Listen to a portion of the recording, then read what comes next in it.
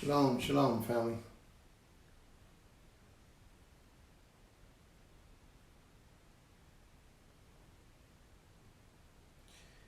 May the Most High be praised. We're going to start a live today. We haven't done a live in quite a while. So I ask that you all be patient with us as we get this all set up so we can approach Him to the Creator. All right, let's get this going. Shalom, shalom, family. And I can't see everybody's name in the room, so y'all gotta bear with me and let's get with this lesson tonight. Okay? I was sitting back reading my scriptures throughout the week, and I read a portion in the scriptures that was about the children of Israel, how we are to return to the Most High, and what it would be like in those days when we do return. So what I decided to do was to speak on this lesson and incorporate some of the teachings from our prayer call in this lesson today about discipline and things of that nature. How are we doing? Because I'm trying to make sure that this video is working correctly. All right, let me see how to turn this down so we can move together. Can y'all hear me pretty good in the audience? Everyone in the room hear me pretty good? Huhana, I want to apologize to my sister Huhana before we begin. Huhana spoke to me some time ago, probably during the last lesson, and she says, Prince, I want to know about the Star of David, the Magen David. So I promised my sister I would gather some information for her. She requested that the next lesson I do, that I would present the information to her on the Magen David. And I did not go out and gather that information to her. I actually sat down and began the process of compiling it, but I did not finish it. So my sister, I'm going to ask that you would forgive me, if you would allow me your permission to have that prepared for you at a later time. I will speak briefly on it, but I'm asking your permission and your forgiveness, Sis Huhana, because I did not prepare the lesson that you asked of me to prepare.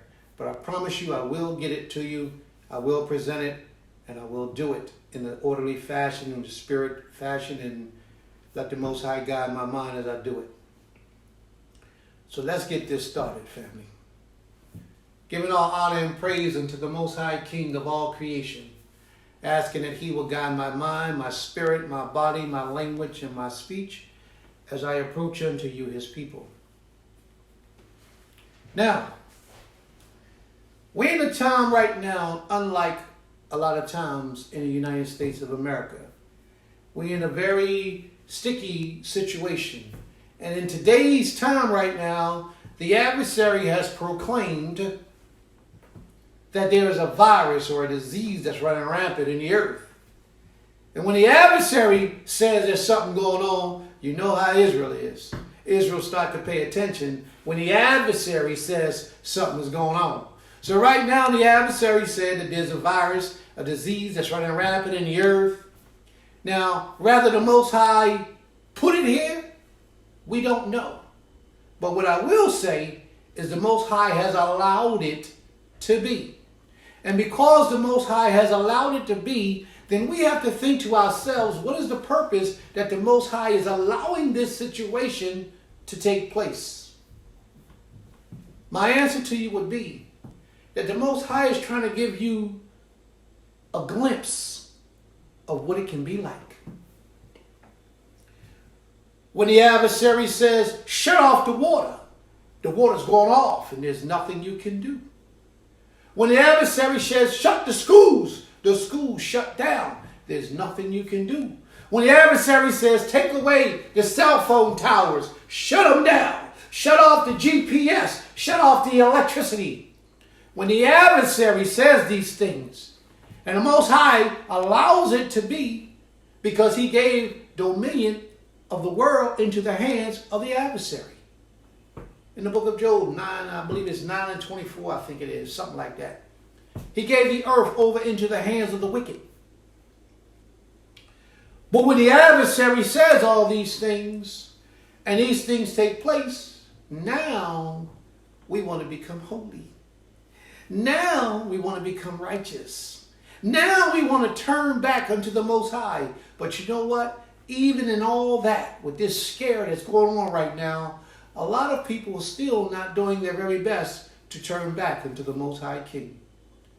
Many of us are still in a state of, well, I'm still going to do as I've been doing, and we're going to see what happens. And if something happens, then I'm with it. If nothing happens, then it don't matter. I'm cool anyway. I didn't lose anything. What I'm saying to you, family, is what the Most High is saying to us. And what that is prepare to meet your Maker. Gentiles are to prepare for war. But Yisrael is to prepare to meet its Maker. And that's you. You're Yisrael. We have to circumcise our minds so that we can receive what the Most High has for us to get.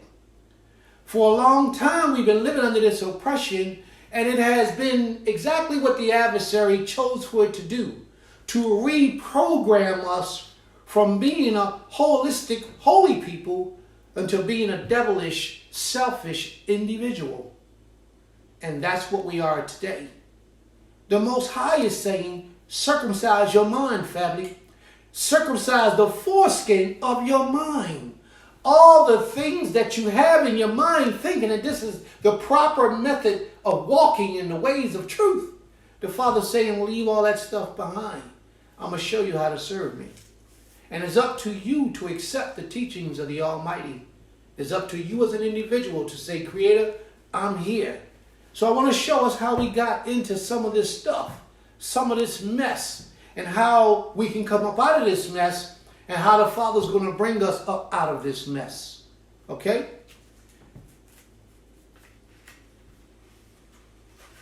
You might question yourself and ask, well, Prince, why are you reading this?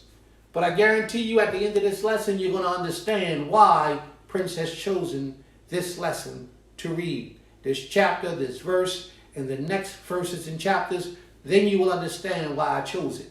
You may not understand in the very beginning, but that's cool. And if you're gifted and talented and the Most High Spirit has blessed you, you're going to understand the whole lesson from the door. May the Most High be with you. Isaiah, the 4th chapter, the 1st verse. And it reads as this.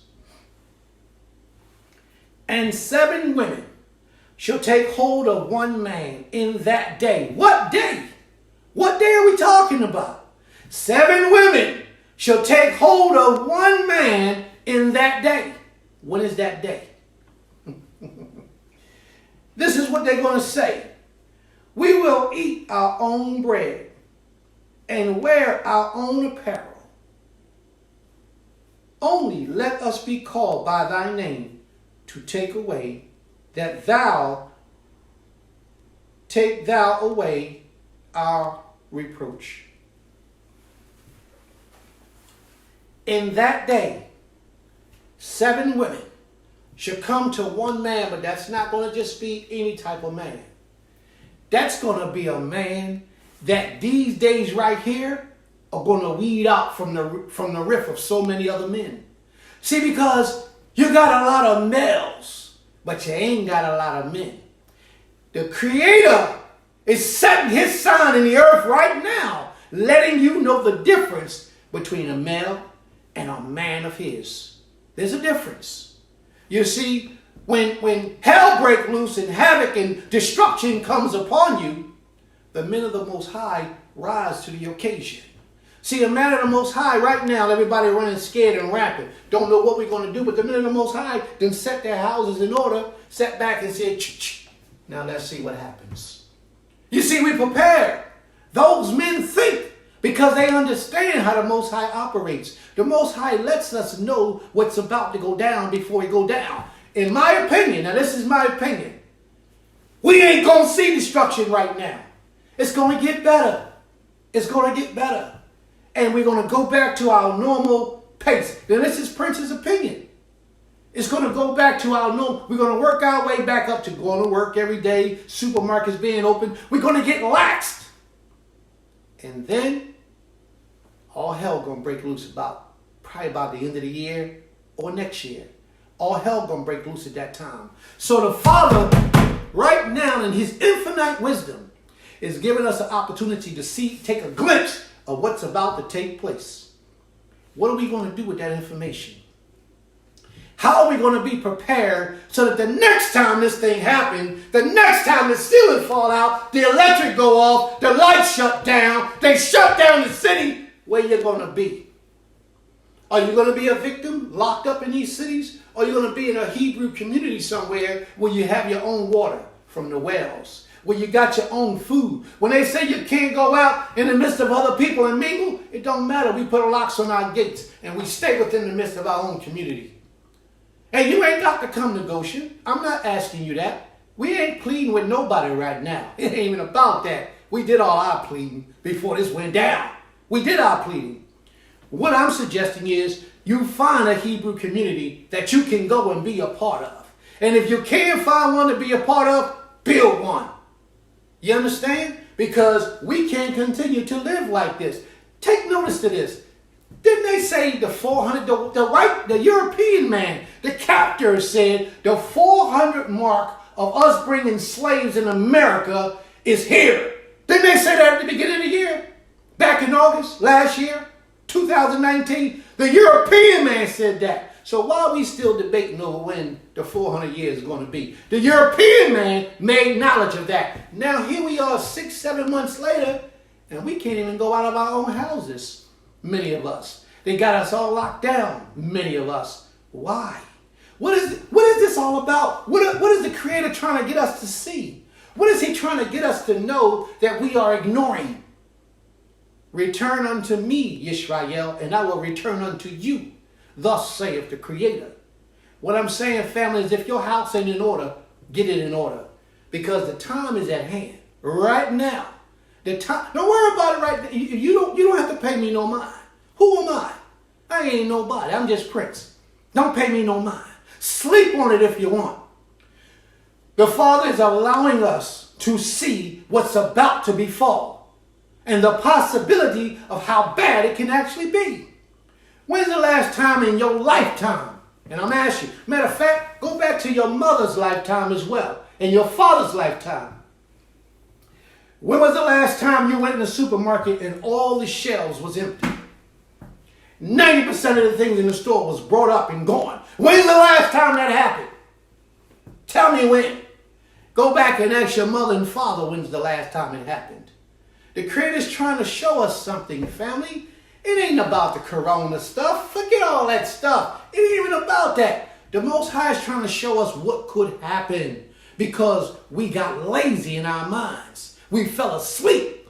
We thought we had forever. The Creator trying to tell us that you ain't got forever. You in oppression. You in captivity. And you ain't got forever. Return unto me, Israel.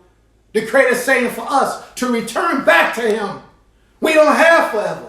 Get it together while you still got a life within you. Determine. Find yourself a righteous covering. A brother that walks in the ways of the Almighty. Find yourself a righteous covering and get up underneath of them.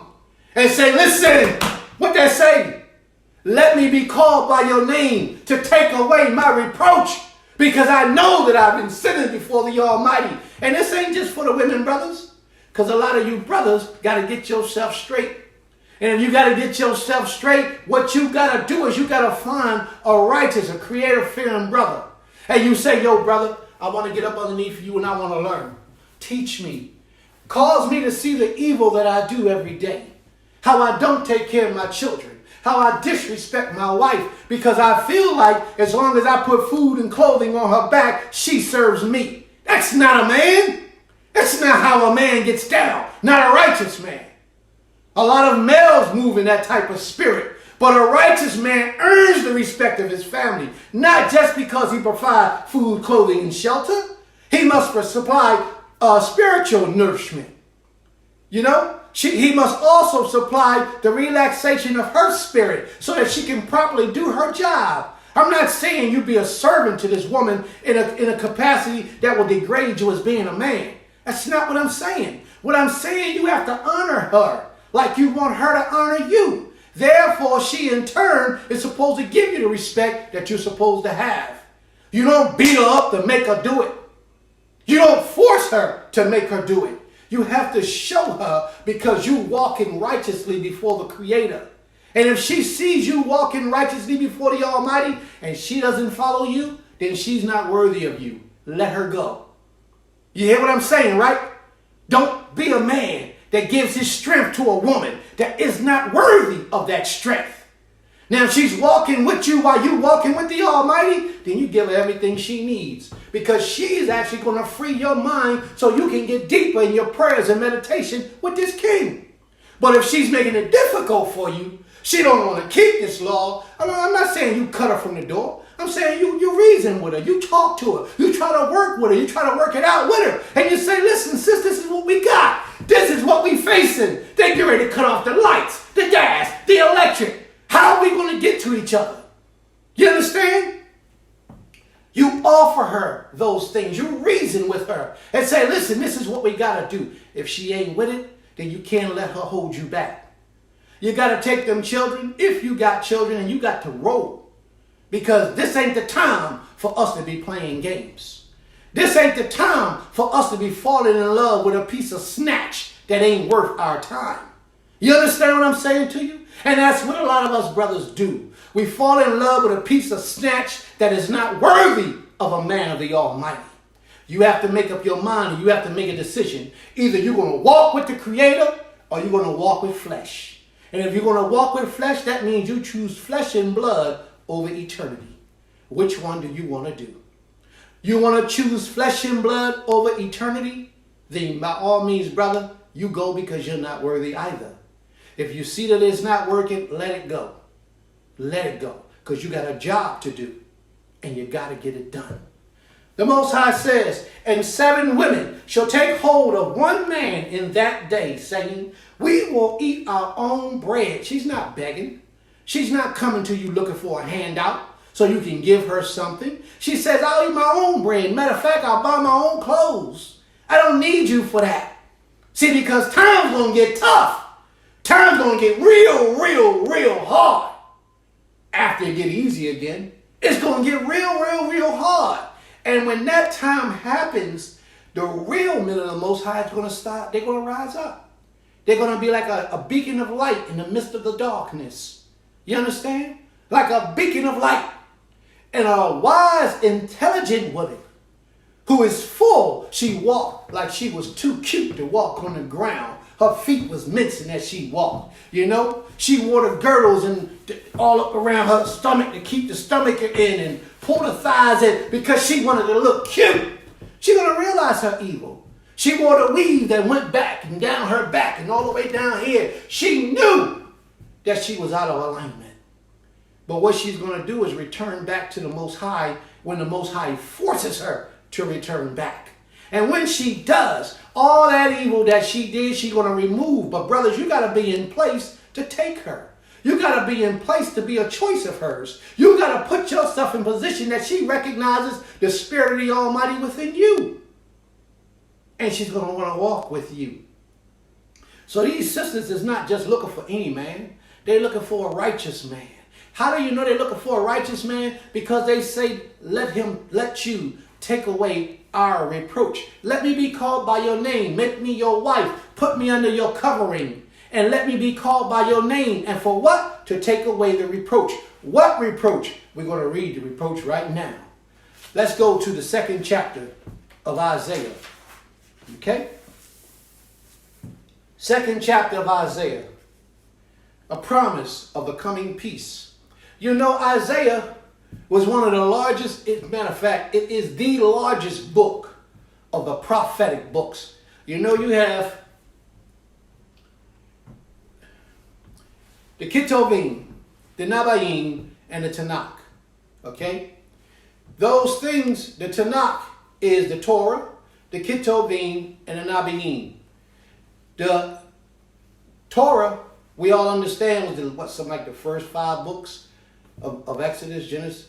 Then you have the Ketuvim, which is the writings, the Psalms, the poetic books, Chronicles, all those things. Then you have the Nabaim, the books of the Nabis, the prophets, Isaiah, Jeremiah, and those books, Daniel's. Those are the books of the prophets. That's where you get the word Tanakh from.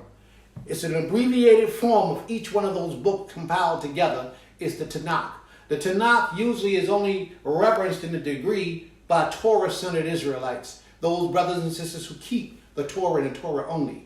Not that Christians or brothers and sisters who believe in the New Testament, they read it, but usually just the Tanakh-centered people live in the Tanakh. Okay? Torah-centered people live in the Tanakh. So now here we have Isaiah being the largest book of the prophets. I believe it has like 60 or 66 chapters, somewhere in that order. It's the largest book of the book of the prophets. And we're going to read in the second chapter is where we're going to start. The word that Isaiah, the son of Amos, saw concerning Judah and Jerusalem. He says, and it shall come to pass in the end of days. When did he say? In the end of days. You think that might be talking about now? And I'm not even talking about because of this thing they talking about Corona. I ain't talking about that. I'm talking about in this dispensation as we know it right now. The end of time as we know it. Not that the earth is going to cease to exist, but the way that we knew civilization to be is going to change. It's going to change. And Isaiah is saying that this is going to be the end of days. This prophecy that he's about to get into is going to be coming in the end of days. So this was prophetic of what's taking place. In his days, it was the future. In our days, it's our present. So let's see what's going on and let's see if what I'm saying is correct. And it shall come to pass in the end of days that the mountains of the Creator house shall be established as the top of the mountains. You will read something like that and have no understanding what you're reading. So I'll share it with you what it means. The mountains are symbolic of large men, prestigious men who sits in high positions. They're lofty, they're lifted up. If they get into their minds and they're arrogant, then they're lofty and lifted up. But if they're just humble, they're still mountains. They're still good men, powerful men, spiritual leaders, men who serve the Creator. Or they can even be mountains of men in other positions throughout the earth in government seats. Those men who rise above the rest of the people are known to be the mountains. And the hills are usually symbolic of a lot of people. Waters is usually symbolic of a lot of people. Trees is usually symbolic of a lot of people, depending on the different nations that the Father's speaking about. Let's read on. That the mountains of the Creator, the Creator's house, shall be established as the top of the mountains, and shall be exalted above all the hills. This is telling us that in those days, these days, that those people, the elect of the Most High's people, spiritual leaders, will rise up in rank, rise up in accountability in the land of our captivity, and shall be exalted above the hills. The hills was that government, okay? The people in that government. And all nations shall flow unto us, the servants of the Almighty. We shall have dominion of this earth. It's promised, it's prophesied, and it's going to happen. But there are a few things that we got to go through before that time takes place. Everybody's going to come to us because the law is going to issue from where? It's going to issue forward from Jerusalem, from Mount Zion is where the law is going to issue from. We are going to sit in the high seats and we're going to look down upon man and judge the earth. They're going to come to us for wisdom. They're going to seek wisdom at our lips. Watch how the scriptures fall in place. You don't have to take my word for it. The Most High is going to verify everything that's said today. Okay? And all nations shall flow unto it. And many people shall go and say, what are those people going to say? Where are those people going to go? What they're going to say to us when they come? They're going to say, come ye, and let us go up to the mountain of the Creator. Where's the mountain of the Creator at right now, family? If it's not in the lips of the children of Israel, where is it? Where is it? Where is the mountain of the Creator? We're rising Remember, the mountain was the elect of the Most High, not just the mountain itself, the physical dirt hill. We're not talking about that. The Most High is speaking to us in similitude. Okay? That mountain is talking about the people who represent the Almighty in this earth, in this day and time. And they're here. Yes, we are. You just don't, some of us might not have an ear to understand. Or some of us might be living in our ego or our pride and refusing to accept the words of the Almighty. But that's okay, because the Most High got something for that too. There's no need for us to argue about it, brother or sister. If you disagree, that's fine. Keep on disagreeing. But the earth is going to bear a record of who the Most High chooses and who he doesn't. So you let them brothers keep on practicing idolatry all they want. It ain't too much we can say to them. The Most High is going to do all the work. And let's watch and see.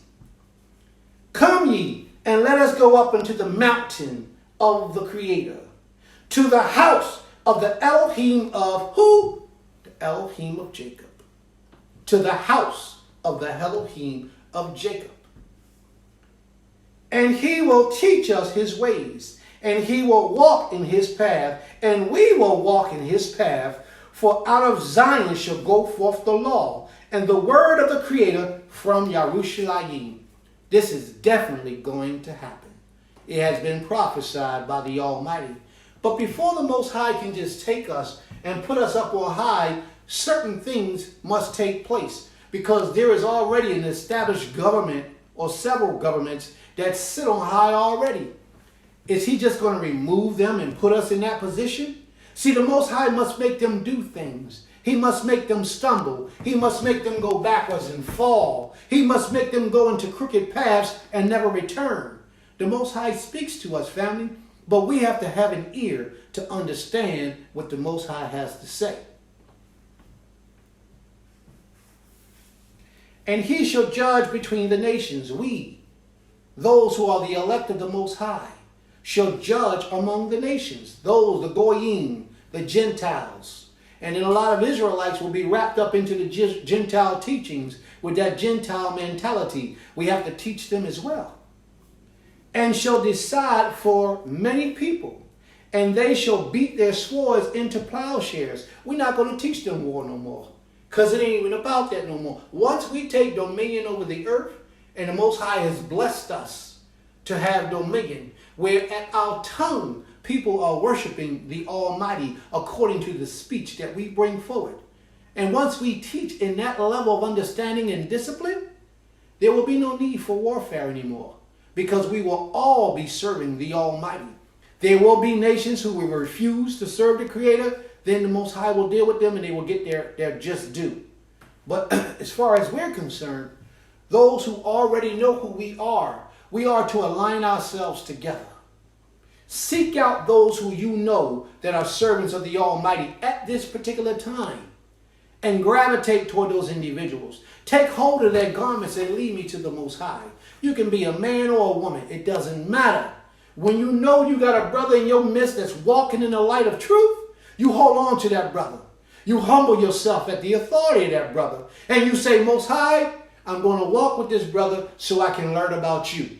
If this is what you would have for me to do, Father, then give me a sign and let me know.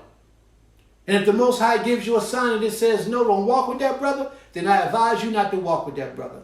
But if the Most High says to you, you ask for your sign and be specific. And if the Most High says to you, then you walk with that brother, then you walk with that brother. And don't never turn away, because the Most High knows what's best. Believe me, he does. But you got to learn to tap into the Most High. And not enough of us have learned how to do that as of yet. And their spears into pruning hooks. Nation shall not lift up sword against nation, neither shall they learn war anymore. Now, when we align ourselves properly with the Almighty, these are the rewards that the Most High brings to us.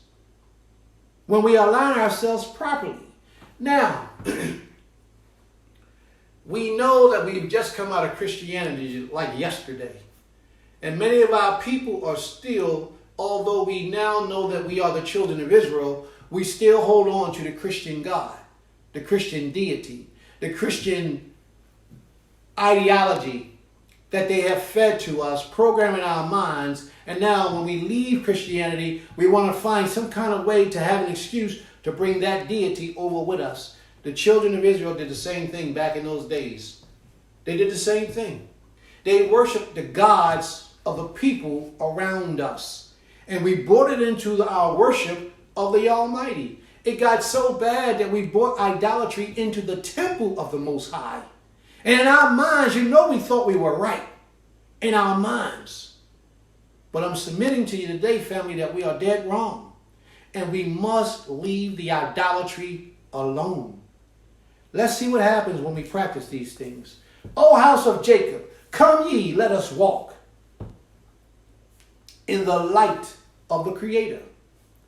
For thou hast forsaken thy people, the house of Jacob. For they are replenished from the east. And with soothsayers like the Philistines, we had taken all the practices of the people around about us and incorporated it into our worship of the Creator. Just like many of us do today. When we practice Christianity, Buddhism, Islam, Hinduism, and many other sort of things, we have taken those practices and incorporated it into the worship of the Creator. Now, I got to go on the record, and I got to say this about Islam. Islam at its deepest core, a lot of people have no knowledge of what that's about. And most people that move in the spirit of Islam today is practicing idolatry because they have no understanding of the depth of what Islam is all about. I'm going to move on past that now. O house of Jacob, come ye and let us walk in the light of the Creator. For thou hast forsaken thy people, the house of Jacob. For they are replenished from the east, and with soothsayers like the Philistines, and they please themselves in the blood of aliens. They please who? They please not the Almighty. And we have learned selfish behavior. We have become very selfish in our worship. We learned these things from the adversary. Their land also is full of silver and gold. Neither is there any end of their treasures. Their land is full of horses. Neither is there any end of their chariots. We got gold, we got horses, we got houses, we got food. Why did we have to go and practice idolatry? What were we in search of? What was it that we were trying and attempting to do? The Father gave us everything that we needed. Just like He gave Adam and Eve, Adam and Hava. He gave them everything that they possibly needed. We had no reason to turn to the adversary and take on his characteristics or learn his ways or even listen to what he had to say. But we're doing the same thing today. Listen, family, why did the children of Israel go into captivity in the first place? Do we know why? It's simple. We went into captivity for practicing idolatry. We did not believe that what we were doing was idolatry. But it was. You know why it was? Because we wasn't worshiping the Almighty. We were worshiping things that we did after our own minds and after our own imagination. And we incorporated that in the teachings of worshiping the one true living Creator. And that was our mistake then. That is our mistake now. So I'm submitting to you, family, while you still have breath, when you pray, pray to the Creator of all creation. When you think, thank the Most High of all creation. Don't add anyone to give glory and honor to except the Creator of all creation. Because that's what we made our mistake. We got so bad off, we started making cakes to the god called Tammuz. You know, Semiramis and all those other deities. We began to worship them. Dina, the moon god. We began to worship these, and we baked cakes, and we had parties, feasts, and celebrations to these deities. When the children of Israel left Egypt, and the Most High left us a messenger who gave us instructions as to what the Most High required of us. The moment that messenger walked away and left us for a short period of time, what did we do? We went after our own imagination in our minds, And we began to worship the Creator in a manner that we thought was acceptable to him, as opposed to the manner that he left on record to be acceptable to him. And we made a golden calf. Matter of fact, we made 2 golden calves. And we said to ourselves that we are worshiping the Creator. If you don't believe me, read the book. It says that this day, tomorrow, is a feast to Elohim. Elohim was what they referred to as the Almighty Creator. Although they was practicing idolatry, they thought in their minds they was worshiping the Creator. Matter of fact, they made 2 of those things, so you know that couldn't have been the Almighty. But we did what we thought in our minds to be right. Let alone the messenger of the Most High that he had left on record to guide us. We left him. We left his teachings and we incorporated our own teachings and we did it our own way. And what did that cause us? That caused a lot of people to die. It was so bad that when Moses came back, the man that we knew that the Most High had ordained to give us instructions, when he came back, he says, all of y'all who on the Most High side, over here. And all of y'all who ain't, over there. And a lot of people didn't take heed. A lot of people stayed over there because they felt that was what was best. I submit to you today, family, the Most High is giving you an opportunity right now to get right with him. Submit yourself to him. No other. Don't bind any partners with the Almighty. No partners. That was our problem from the beginning. Let's not walk in those same ways and make those same errors that our forefathers made. They thought they were right. You couldn't have told them they were wrong. Matter of fact, the man of the Most High came back and told them they was wrong, and they didn't want to accept it. So I'm submitting to you, family. Please leave the idolatry alone. And let's get right with the Most High and lessen our chances of destruction. Please. The Most High is saying we had everything we need. Horses, gold and houses and all type of things. Their land is full of idols. While we had all these things. Everyone worshiped the work of his own hands. That which his own fingers have made. And a man bowed down, and a man lowered himself, and thou canst not bear with them. When I read this part, it put me in the mind frame of this. And I need you to watch me, family. We have a lot of Israelites today who know, full-blooded Hebrew Israelites. And when you confront them about idolatry, basically the Christian deity, they will say to you, oh, I don't worship JC. I don't worship Yeshua. I don't worship Yahushua. I just believe he's the Messiah. Or he was the Messiah. That's all I believe. I don't worship him. And I don't reverence him. I don't pray in his name. I just believe he's the Moshiach. The moment you say something disrespectful about JC, Yahushua, Yeshua, whatever they call him, they get offended. They get angry with you. They won't talk to you. They'll talk about you. They will try to be disrespectful to you. Now you have struck a nerve and there's a problem. Well, I go into battles often with people who don't live and believe as I do as a Hebrew Israelite. And in the midst of those conversations, they can say whatever they want to say about the Creator. I'm not offended. I don't get mad.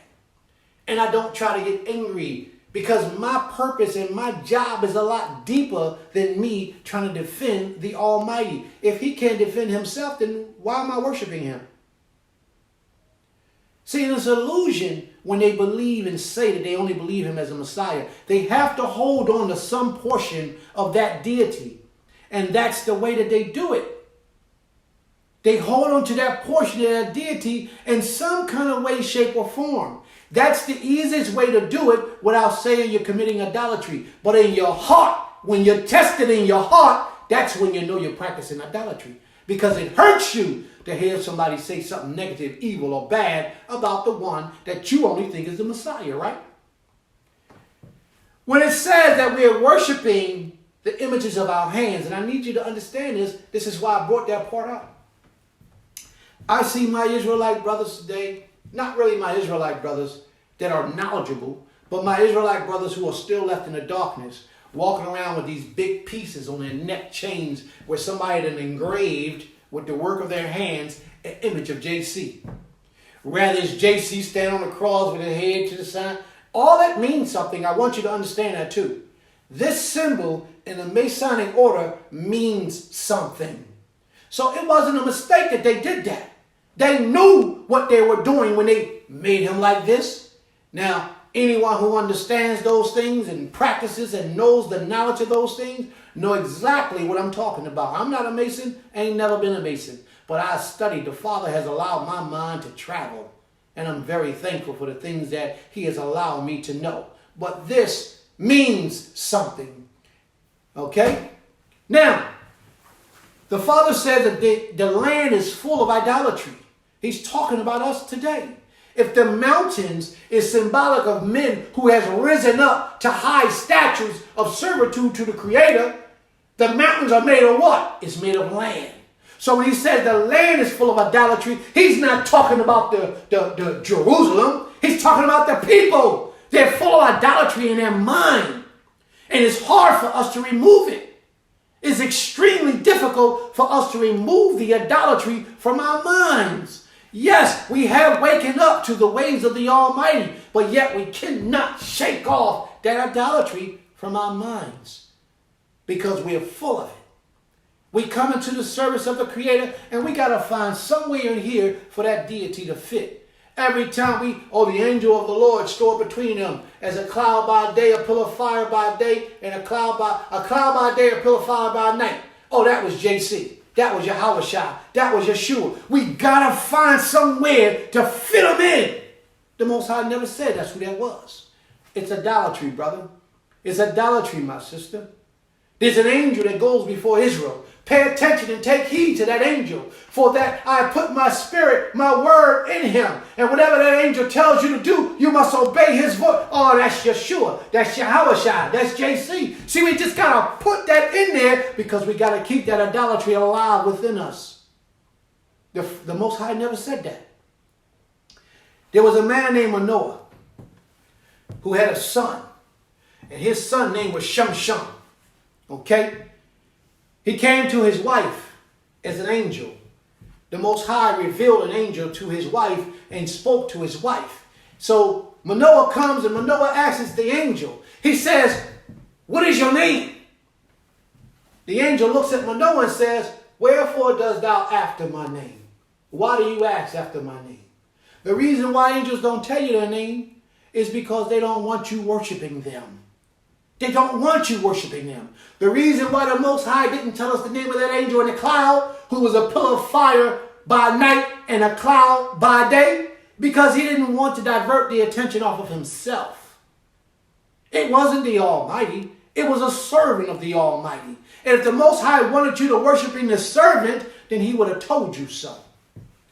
The Most High says, don't worship nothing. Nothing in the heavens above, nor the sea beneath, not in the waters underneath of the earth. Thou shalt worship me and me alone. Thus saith the Most High Creator.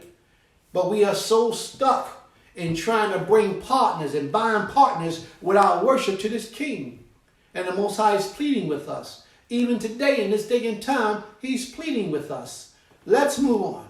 Because I don't want to cause too much of disruption in your mind and then you miss the whole lesson because you stuck on where I said don't practice idolatry. Let's move on. Enter into the rock, and thou hast cast not bear with them. Enter into the rock and hide thee in the dust from before the terror of the Creator. Go into the hills. Go into a cave in the mountain. And hide yourself there. It's symbolic of you separating yourself. It's symbolic of you getting away from your everyday lifestyle and getting off to yourself and meditating and praying. The Creator is commanding for us to do this. Get to yourself, family, and learn how to return back to this King. Shake off your idolatrous mind state. Do away with it. And from the glory of the Creator of his majesty The lofty looks of man shall be brought low. Those men, those sisters, those people who walk around arrogantly, proudly, as if they are the man. Or the sisters, as if she is the shot. The Most High is saying all that's going to be brought low. The lofty look. That arrogant look. You know, we was on our land the other February 21st. We were on our land and we was with Moreh Shalem and his Isha. And we were walking the land and we got a goat on the land. I forget the goat's name. Yeah, the goat got a name. So the goat, he walks around because he's the only male goat on the land. His horns is like that. He's just proud, walking around. And if he gets in your way and you push him, he gonna back up and run into you and butt you. He was lofty. His spirit was arrogant. You can't do nothing to me. I'm the man.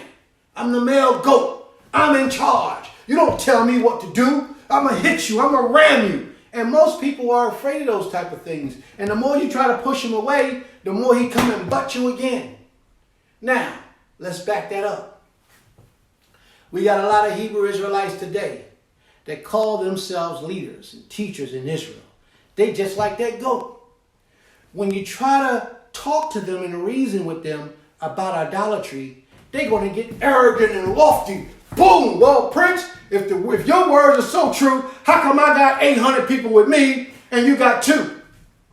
Well, Prince, if you were speaking the Most High's word, how come we got this big Knesset over here and you in the house teaching? That's the loftiness. That's the arrogancy. That's what they do. Just like that goat.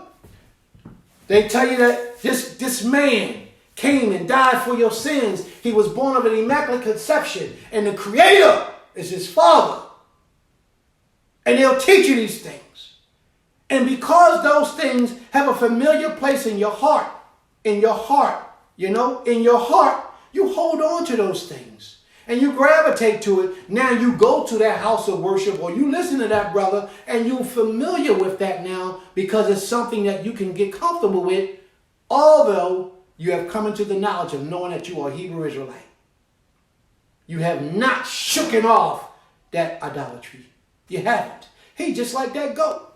Well, I'm going to tell you about this goat because the Most High says, the lofty looks of man shall be brought low. Don't take my word for it, family. Ask the Creator. When we were walking on the land and we had that family day and that goat was walking around proud and arrogant with his horns all up and ramming people and butting into people. One of the people that was there with us, Moreh Shalem by name, he knew how to handle the loftiness of the goat. He grabbed the goat, picked him up, slammed him on the ground, put his hand around his neck, hold his mouth shut, and held his leg up and told the goat, I'm the master of you. You're not the master of me. And he did that for a good 5 minutes, and he let that goat go. And I mean, all praise to the Most High. All the loftiness left that goat. That goat humbled himself at that very moment. And from that day forward, I have not seen that goat get arrogant again. I've seen him get a little bit of confidence, but not arrogant as he was that day. I haven't seen that attitude in that goat since. The same thing is going to happen. Mark my words, family. Mark my words. The Most High is going to lift the skirt of all those who are evildoers. This day and time, you're going to see right now, in this day and time, the works of the Creator in the earth. You know what they're going to do about people like me? People like me, they're going to make up rumors and lies. And they're going to try to defame us with anything that they got, anything that they can think of and their imagination can bring forward. And they're going to say, well, Prince did this, Prince did that. Prince, oh, how could Prince be a prince? How could he be a leader? And he did this and that. You know what I say to them when they come up like that right there? You know what I say to them? Bring me up on charges and make it known to the world so we can have this on the world court. Bring it to truth. See, because if you ain't got no evidence, you ain't got no witnesses, and you know you're telling a lie, I would beg that you just back off and leave me alone before the Most High brings down his wrath and destroy you. Believe it. I got a job to do in this earth, family. You don't have to believe it. Stand in my way and oppose what I teach and see what happens to you. Not by my hands. My hands are going to be clean. The Father is not going to allow anybody to hold up the process of him doing what he has to get done in this earth. Not you, not me. None of us. And I understand that. I acknowledge that. And I accept my job and my responsibility. And I don't take it lightly. But what they will do is they will begin to say things and do things to try to get you not to see what you need to see or believe and understand what you need to believe and understand so that you can find that salvation. And it is all because they are evil to their core. And they will pretend to be righteous. But then some of them don't even care about righteousness. They just don't want you to be righteous. They don't want you to change your ways. They don't want you to find the Almighty. Because they don't want the Almighty. Let's read on. We're talking about that loftiness, that arrogancy of a man and a woman that's going to be brought low. And yes, and I mean women. Because a lot of women are like that as well. It ain't just the men that oppose other men of the Most High. It's the women as well. A woman will speak some things out of her mouth that she knows she's lying about. She knows she's lying. And then try to get others to tag team on to the lie. But why won't they just do what the law says? Bring that man, that brother, that sister up on charges. Hear both sides of the matter if it's true. You understand? There's ways that we deal with people who do evil in this nation. All the way around the board. But you know what the Most High says too? He says if you accuse a person of a sin, and to come to find out that that man is not, or that woman is not guilty, then the accuser who accused that individual of it will get the punishment of whatever that man would have gotten if he was guilty. You understand? That's how the Most High brings checks and balances in the system.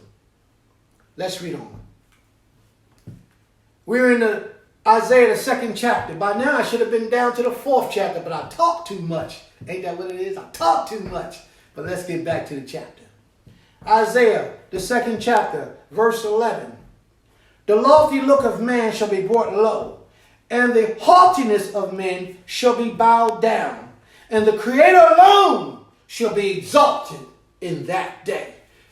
I want to break it down for you, family, because I know I done jumped all over the place a little bit. The Most High says when you go in that rock, okay, you go in that rock. In verse 10, it says, enter into the rock.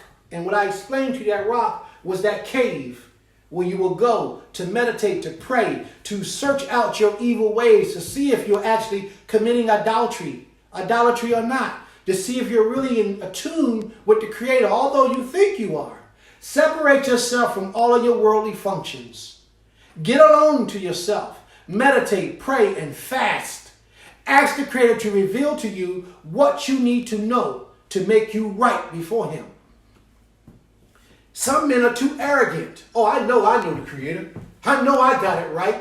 The Most High said they're going to be brought low. He's going to take that haughty man and bow him down to the earth. The Most High is saying to you, family, don't act like you know everything. Don't act like your way is definitely the right way. Humble yourself. Go into that rock. Go into that cave. Seek the face of the Almighty. But once you come out of that, let the Most High alone be exalted. Let's see it. Let's see if that's what He's saying. Verse 10. Enter into the rock and hide thee in the dust. That means put your face on the ground. Humble yourself with humility in the dust of the earth. It's nothing but humility when a man prostrates himself to the ground and asks the Creator, let me give it all unto you, Creator. Get away from everything that you know. Find that space, that place, that intimacy with the Almighty. And let Him know that you don't know the way to walk. Ask Him to show you the way to walk. Stop acting like you know. And ask the Most High for mercy and forgiveness of your iniquities. And ask Him to show you the way. He says when you do that, from before the terror of the Creator. Do this before the Most High brings his wrath upon you. You don't have to believe nothing I'm saying. You say you're not committing adultery? Then fine. I promise you, the Most High is speaking to you right now, telling you to do this before he brings his wrath upon you. Now, that person that's saying, well, Prince, nigga, I know what I'm doing. I ain't worshiping no idolatry. I ain't practicing no deity. I worship the Creator and I worship such, or I only believe such as the Messiah and I don't worship him. I'm telling you, family, the Creator's calling you lofty. He's calling you haughty. He's saying that you are one of those men that need to find some humility. And I would suggest you find it before the Most High brings you low. Okay? From before the terror of the Creator and from the glory of his majesty. He said, the lofty looks of man shall be brought low, and the haughtiness of men shall be bowed down, and the Creator alone shall be exalted in that day. When you come out of that place of worship, that place of meditation, you will learn how to exalt the Most High and him alone. Nobody else. No other power can be incorporated in your worship of the Almighty. None. Shema Yisrael, Yotzeh Eloheinu, Yotzeh Echad. The Most High is one. Hear, O Israel, he's one. And this verifies the 11th verse. And the Creator alone shall be exalted in that day. For the Creator of hosts has a day upon all that is proud and lofty. If you refuse to humble yourself before the Almighty, he has a day that's coming for you. He has a day. And upon all that is lifted up, and it shall be brought low. And upon all the cedars of Lebanon. Remember I told you about them trees? They're great men, but Lebanon is not our people. Lebanon is those other people. Those other nations, the Goyim.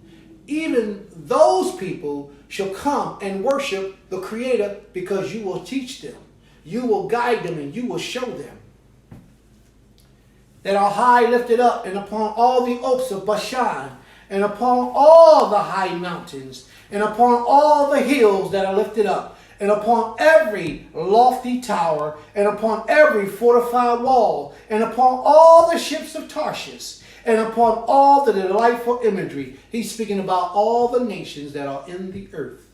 All of them shall humble themselves before the Creator. And the loftiness of man shall be bowed down, and the haughtiness of men shall be brought low, and the Creator alone shall be exalted in that day. The Most High alone, no other.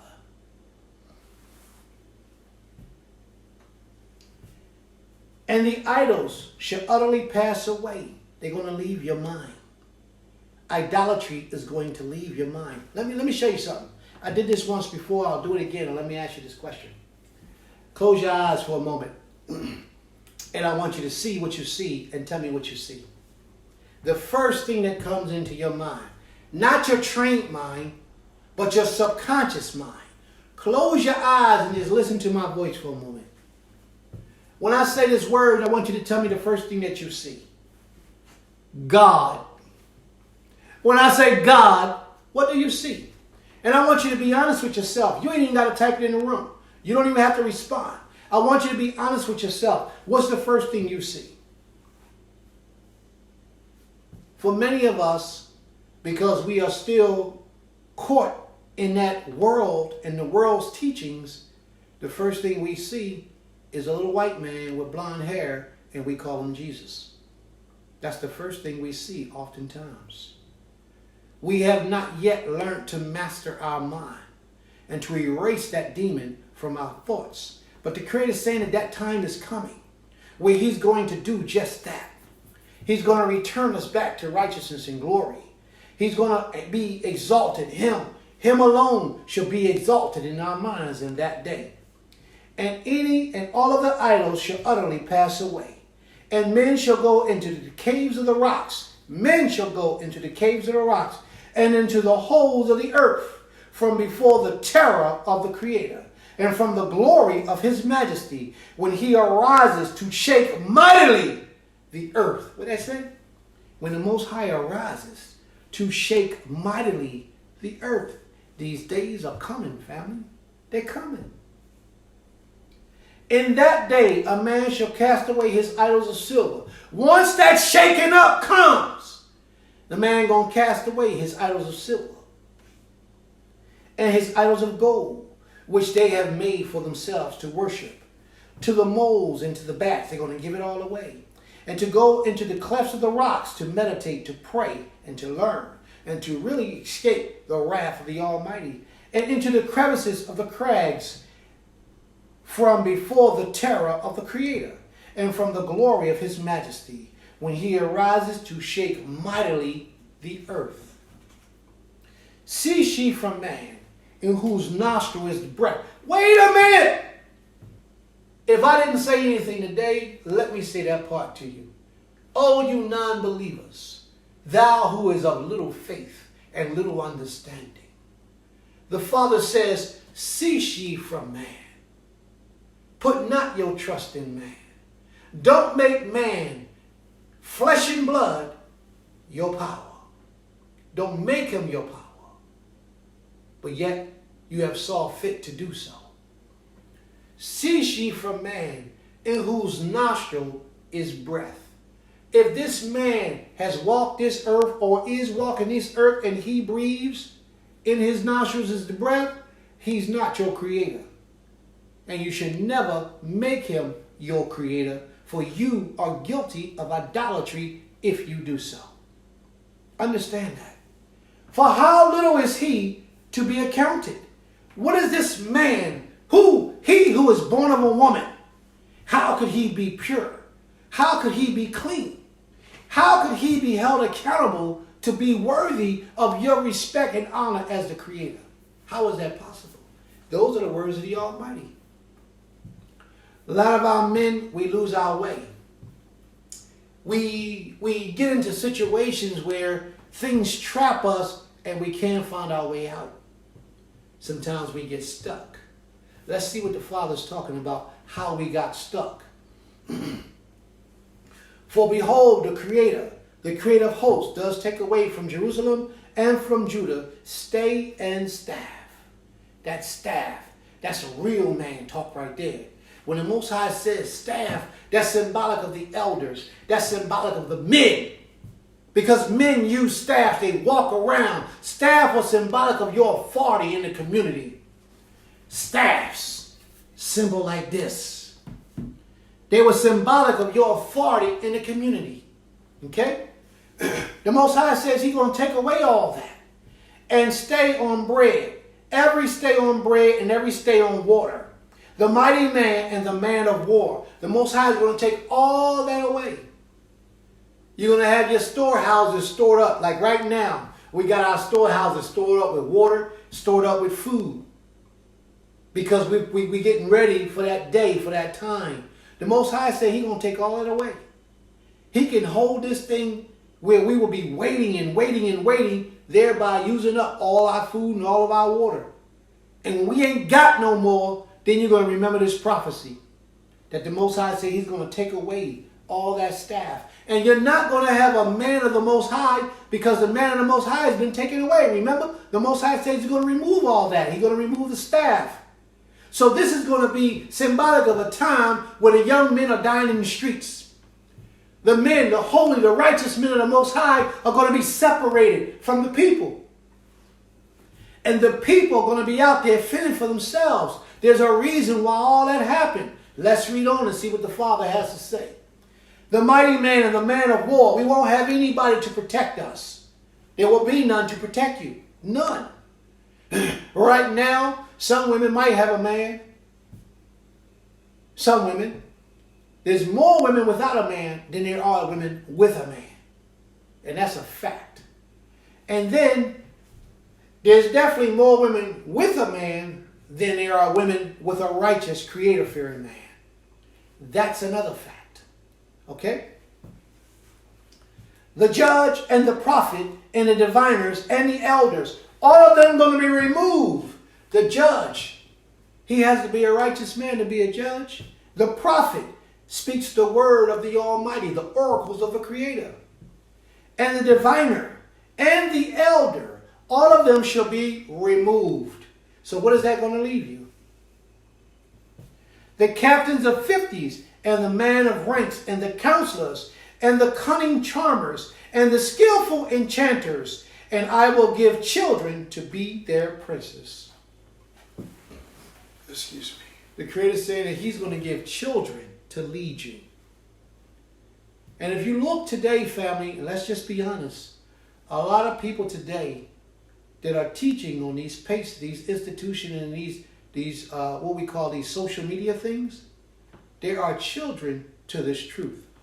They know not of the Most High. And the truth ain't in them. The Most High says if it doesn't testify unto these things, then the truth is not in them. We got people arguing over when the day starts, when the night starts, when the Shabbat starts, when are the feast days, how you got to do the feast days. By now, we should know these things. We've been here 400 years. The knowledge has been back and returned to us a little over 100 years. By now, we should know the answer to these things.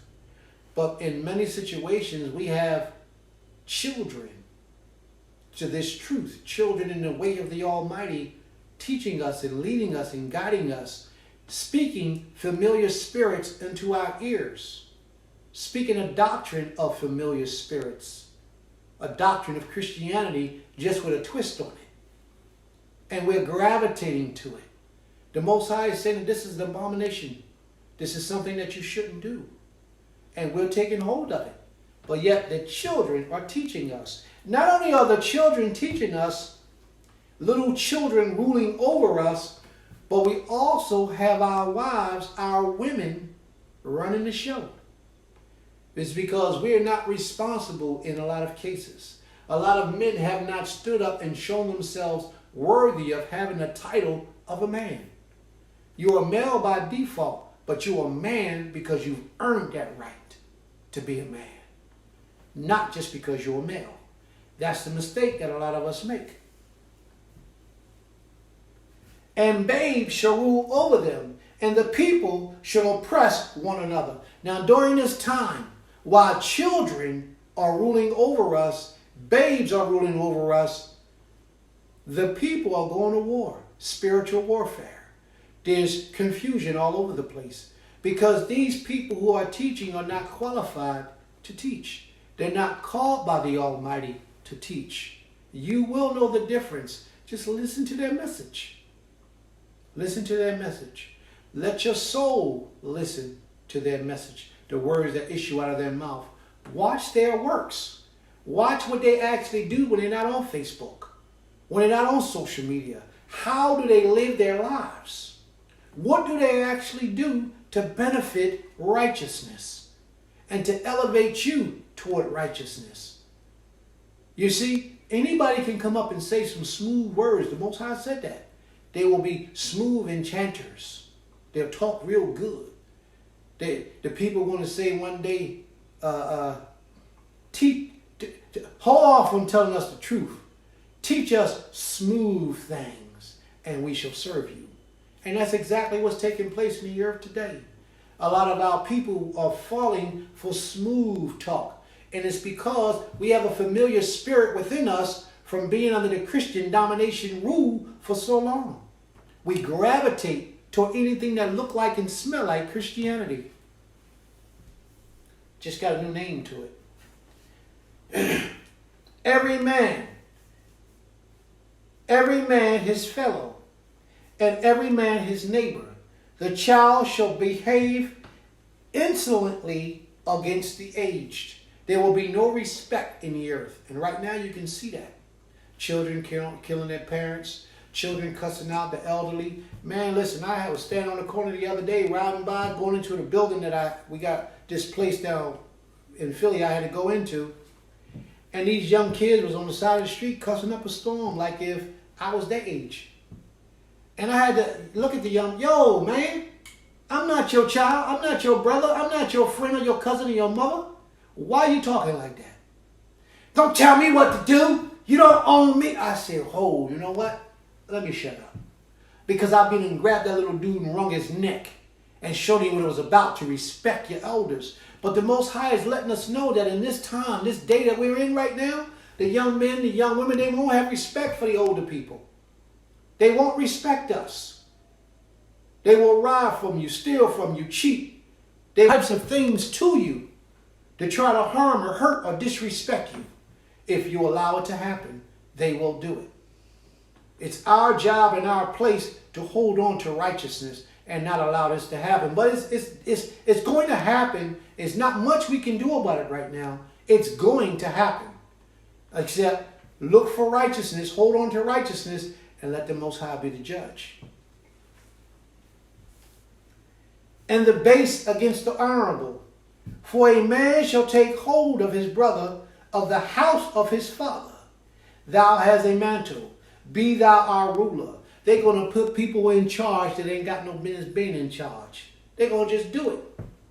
Like my son said today in the teaching today, Jeroboam, he went and set up, he took and established his own priesthood. I believe you find that in the 2 Kings chapter 11, chapter 12. Chapter 12, I believe it is.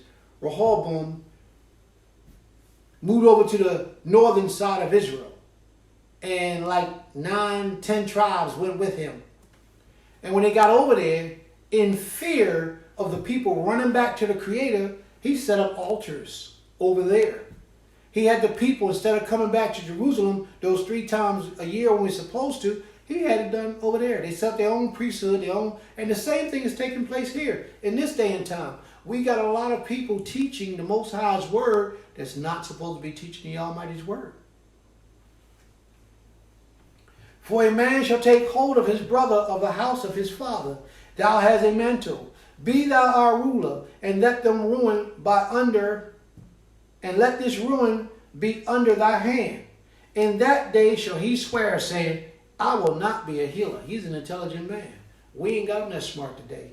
I will not be a healer.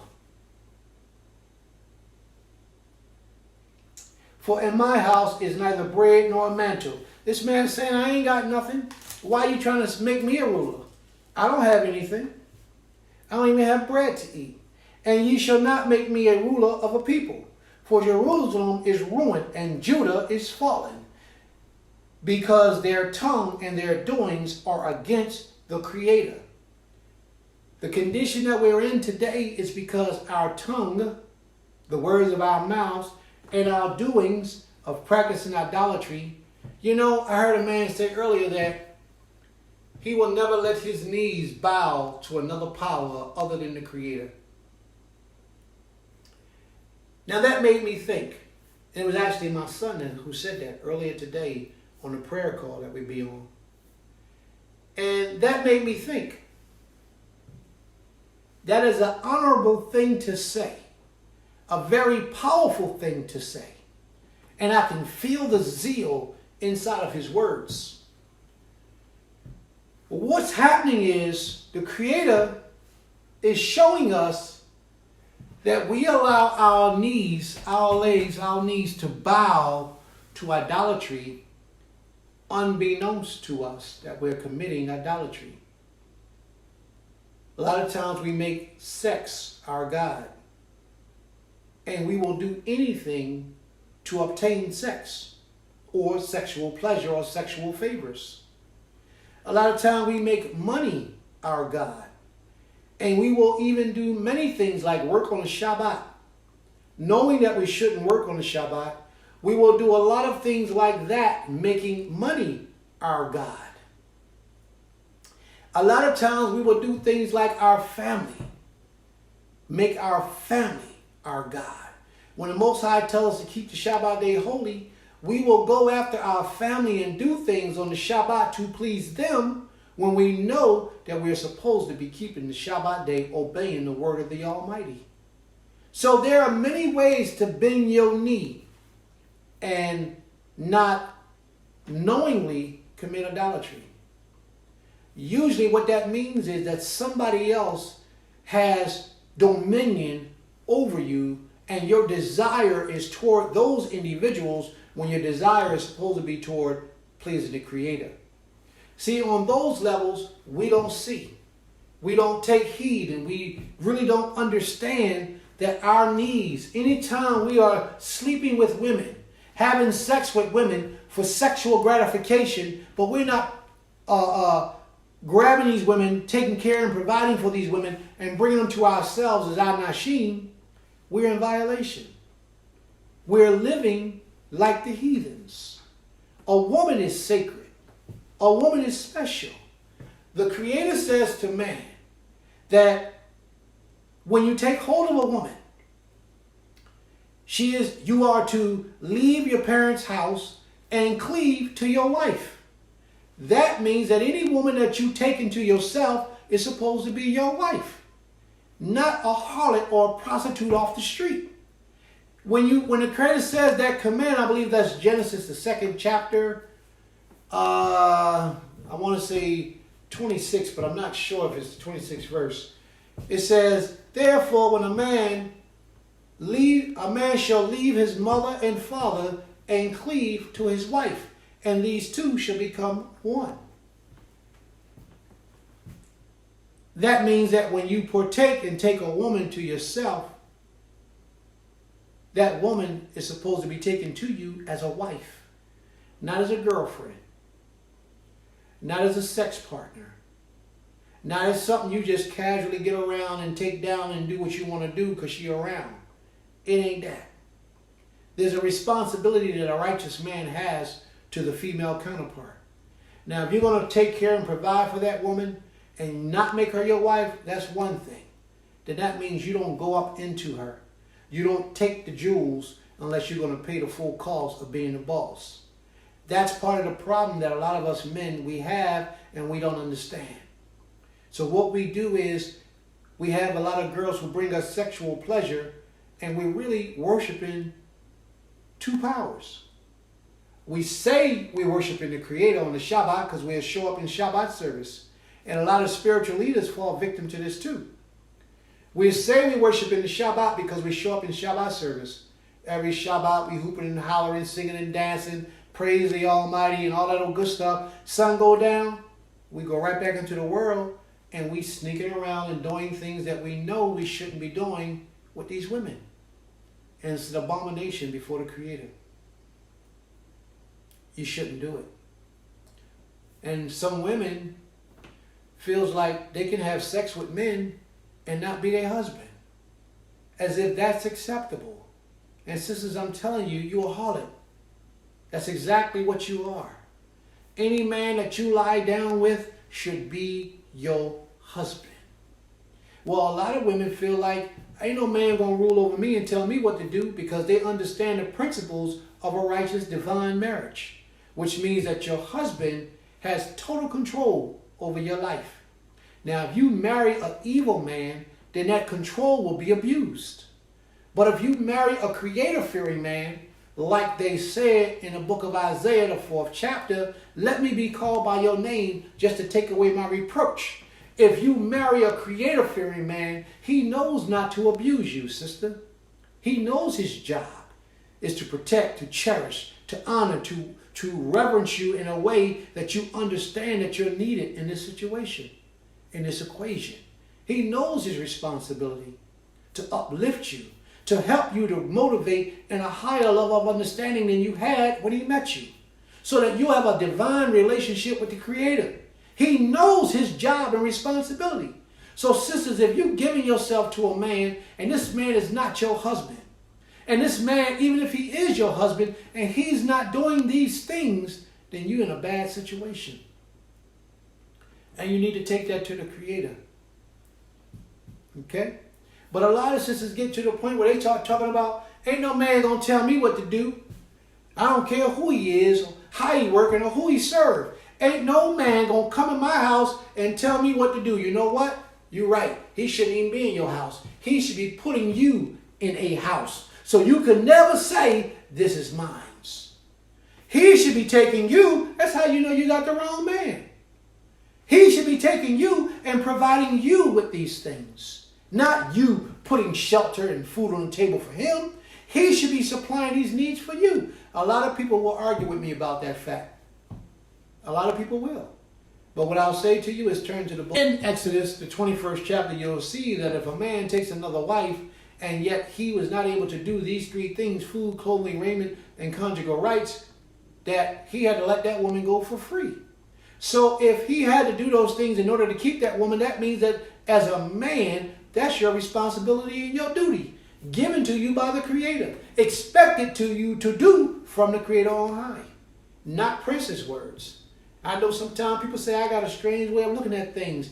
I reveal the Most High's truth. As he revealed it to me, I reveal it to you, his people. It's not hard to do. Look in the book and you'll see it. Allow your spirit to open up to the Most High, and he reveal these things to you as well. Truth is truth. It's self-verifiable. No man can feel like a man, a real man, and his woman is providing for him, taking care of him. She gets mad, they go through an argument, first thing coming out of her mouth, get out my house. You got to go. It's okay if they go through an argument and the man brought the house and he's just that humble of a man. He'd be like, yes, baby, that's yours. You got that. I'm gone. That's okay. But if she really bought the house, she paid the bills, she still paid the bills, she bought all the food and all that type of stuff, you out of order, brother. You out of order. And sister, if you got a man like that's living with you and he been living with you for any substantial amount of time and he still ain't having his business, you out of order and he out of order. And that is not a divine union. Let me get back to the topic. We got a lot of sisters that will say, man gonna tell me what to do, because they actually run the house. They run him. They tell him what to do. They're the leaders of the house. And he's a sorry sap of a man. And it's a sorry excuse, but it's a fact. We have a lot of brothers like that today. But the Most High got something for those women too. Those women who want to walk around arrogantly. Those women who want to act like they the man. They wear the pants in the household. You can't tell them what to do. The Most High got something for them too. Let's finish reading. Let's see what the Most High got in store for us all. In that day shall he swear. Now let's move down for a little bit. Verse 8. Isaiah chapter 3 verse 8. For Jerusalem is ruined. The Most High says Jerusalem is ruined. Judah is fallen, because their tongue and their doings are against the Creator, to provoke the eyes of his glory. The show of their countenance does witness against them, and they declare their sin as Sodom, and they hide it not. Whoa. Why did he say they declared their sin as... What was Sodom doing? What was the sin of Sodom and Gomorrah? What was their sin? Somebody tell me. The sin of Sodom and Gomorrah was homosexuality. Remember that? They were committing homosexuality. A lot of men today do just that. They're homosexuals. They don't know if they want to be a man or a woman. They don't know what they want to do. The Father is saying that that's evil. They declare their sins, which means that they go out into the streets and they proudly tell you they're not in the closet no more. They don't hide their shame. They broadcast it to the world. And a lot of women right by their side, friending them up. Oh, that's my homie. That's my best friend. My best friend is gay, they'll say. They're right by their side, bigging them up, as if that's where a man should be. That's where the adversary wants a man to be. That's not where the Most High wants a man to be. You remember earlier when the Most High said that all these type of men will be leaving? The righteous man, the elderly man, the man with the staff, the leaders, the judges, those elders and the men who were on an order of righteousness, who was set discipline. And when they left, children took over. When those children took over, chaos went through the earth. And all the people was practicing idolatry and all types of things. And now the men are being replaced with homosexual men. Homosexual males, not homosexual men, homosexual males. Tell me that's not what's happening today in our streets. Because Isaiah said that these things would happen in the end times. That's exactly where we at right now, in the end times. These things are prominent in our streets, and they declare their sin as Sodom. They letting you know openly that I'm a homo. I'm bisexual, I'm trisexual, whatever they want to say. I got to move on from this because I want to capitalize on a whole lot of things, and I don't want them to shut down our little time together. Woe unto their soul. The Most High said, behold unto their soul. Watch out for their souls. Because by practicing these type of things, when anytime you allow sin to enter into you and to become a part of you, you are incorporating certain spirits upon yourself. These spirits, they attack your behavior. They attack your behavior, but they also transform your soul, your existence. So when the time comes that you leave this earth, and you bypass this earth, your soul is still held accountable for the actions that you committed on this earth.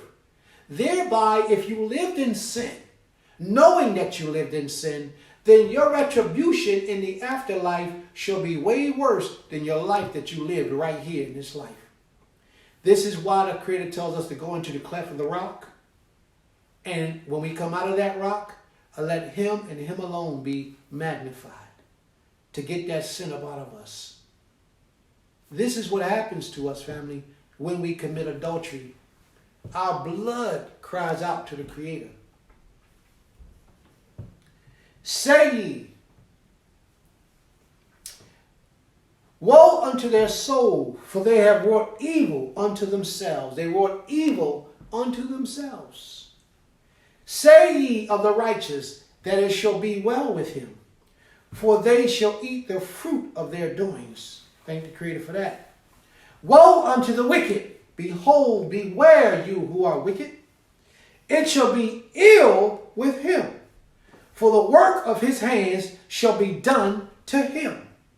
Just like I just said.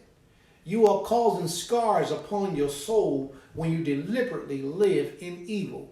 You're inviting spirits to come a part of you, which will alter your soul. And your soul will be condemned and will be judged in the afterlife. The afterlife means the life after this dispensation of time. Okay? For the works of his hands shall be done to him. As for my people, a babe is their master. He reverts right back to that again. When we got people who are teaching us who are not qualified because they're childish in their ways of learning of the oneness and the trueness of the Almighty. A lot of people just woke up yesterday that they were Hebrew Israelites, and now today they're teaching us how to worship this king. These things are not appropriate. It's not appropriate. They're not prepared for that. As for my people, a babe is their master, and women rule over them. You see that? I just said that a moment ago. Women are your rulers. Now let me clarify this point, because I don't want nobody getting up here misunderstanding my words, going back trying to repeat what I said, and just totally getting it messed up. I'm not saying that women can't teach. Women can teach. Women can teach the word of the Almighty. They can. There was a prophetess named Huldah. Huldah was teaching the king and the prophets the words of the Almighty. So no man can stand here and tell me no woman can't teach because she's a woman. That's a direct contradiction to the word of the Almighty. So sisters, if the Most High placed that spirit upon you, then you do it. You understand me? You do it. Be careful what you do and make sure that the Most High is dealing with you on that level and that magnitude. And I mean fast, pray, meditate, and make certain. And it's not just for the women, but this is for any man who wishes to stand before the Most High's people and teach. Because if you teach them in error, that sin falls upon you first before it falls upon the people. Okay? You should be judged first. If you look at a lot of the curses, when the Most High brings curses upon the children of Israel, he starts in his house. And that means that you, who have elected yourself to be in that position, or if you feel the Most High has elected you to be in that position, all I submit to you is be true to your calling. Be true to it. Okay? Yeah. And even if the Most High has given you, as a sister, a position to teach, you also remember that you are a wife, if you are a wife, and you must honor your husband. Absolutely true. Thank you, Watchman. Torah. As for my people, a babe is their master, and women rule over them. Let me tell you another way how women rule over men. There's a brother teaching today that I caught a little portion of his lesson. I think his name was Kana, Elder Kana. And I don't know much about the brother. It was just I tuned in.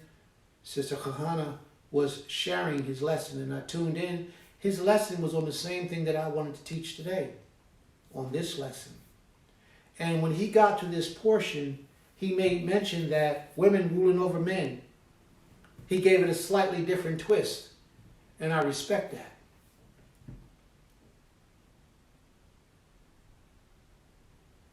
His twist that he gave it was that a lot of men become beguiled by a woman, and they give them the twat, and all of a sudden the man, all he goes to seek after is the twat. Nothing else matters to the man. He doesn't see anything dealing with the Creator. He's not searching for anything dealing with the Creator. The only thing that man's mind is focused on is getting that twat. That means that, as I mentioned earlier, you have made that woman your power. She's now a God to you. She is. I can say God because I'm referencing something other than the Creator. If I was referencing the Creator, I would never call the Creator God, because the Creator ain't got nothing to do with God. God is a deity. The Creator is not a deity. Okay? So you have made her your God, and you have made her your desire and your focus point. And that's how she rules you. She rules over you with that vagina.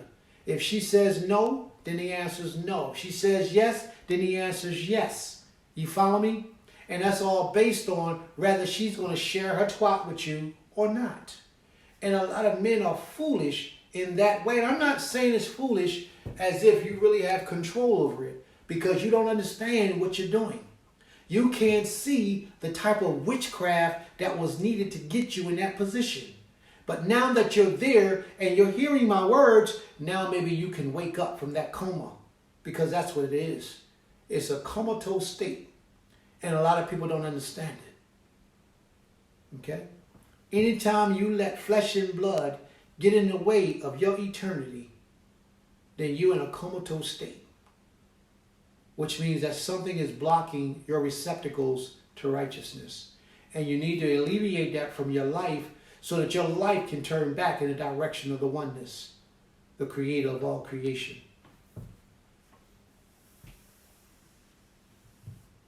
Women shall rule over them. He says, O my people, they that lead thee has caused thee to err. Right after he said women shall rule over you. See, you're going to be in a condition. You're going to be in a state. You're going to be in a condition where children are going to be your princes. Children, babes are going to be your teachers. And women are going to rule over you. The Most High is saying that your condition will be so backwards that all these calamities, all these things will be taking place, and you won't even understand it. O my people, they that lead thee cause thee to err, and destroy the way of thy path. The Creator standeth up to plead, and standeth of judgment the people. The Creator will enter into judgment with the elders of his people and the princes thereof. See what I said to you? The Most High will, when he starts doing his judgment, those people who stood in the place to speak the Most High's word, to give instructions to the Creator people, those are the first people that the Most High holds accountable before he judged the people.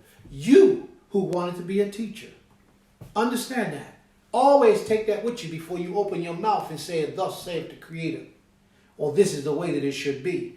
Always remember that you'll be the first one that the Most High judges.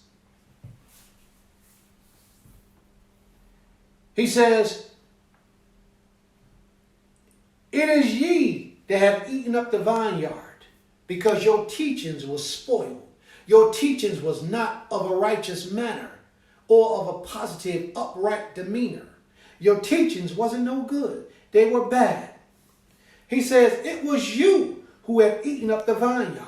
The spoil of the poor is in your houses. What mean ye that ye said that ye crush my people and grind the face of the poor, saith the Creator, the Elohim of hosts.